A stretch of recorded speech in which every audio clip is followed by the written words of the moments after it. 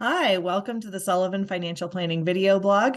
Today, I just want to have a short discussion between you and me and this computer about a budgeting rule which says that you should only spend 30% of your gross income on housing. So that would be applying to people who are just starting out, maybe from college, trying to figure out, well, what's a reasonable amount of rent for me to pay? Or if you are making a lot of money and are wondering if you can afford to buy that next larger house or move into a better neighborhood, what's a reasonable amount to be spending on housing? So the rule of thumb that people use, and I think mortgage companies actually kind of use this as a gauge to how much they might lend you, is no more than 30% of your income should be paid towards rent or mortgage.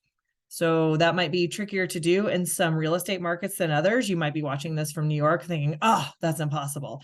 But these general rules exist because if you're spending 50% of your income on housing, then that probably leaves you nothing to save for the future, which is probably why you hear people say New York is something you do in your 20s.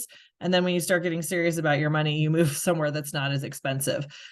That sounds kind of glib and maybe it's not reasonable for everybody, but just remember, if you're spending a ton of money on housing and that's a fixed cost that you can't get out of, say you've signed a 1-year lease or you've got a mortgage that is eating up a ton of your income, if something changes, job loss, a reduction in pay, something like that, it can really leave you scrambling because you don't have a lot of wiggle room in your budget to pay for that housing cost that doesn't go away no matter what happens with your income. So I think it is a good rule of thumb to keep to no more than 30% spent on housing costs in the form of rent or mortgage, and if possible, even less. So that gives you more wiggle room for things like travel and fun, and yes, saving for the future.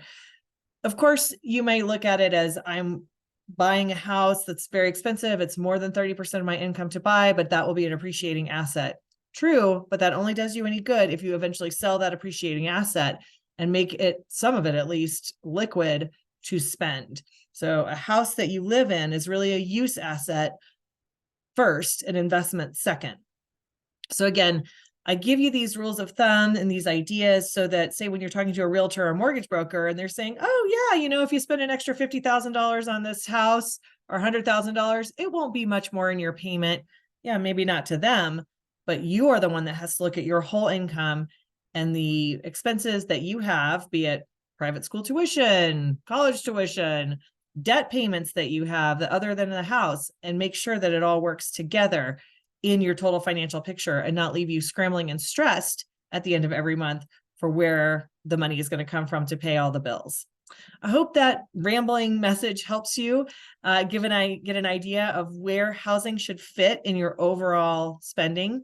And stay tuned for more riveting videos from me, Kristi Sullivan at Sullivan Financial Planning. Thanks and have a great day.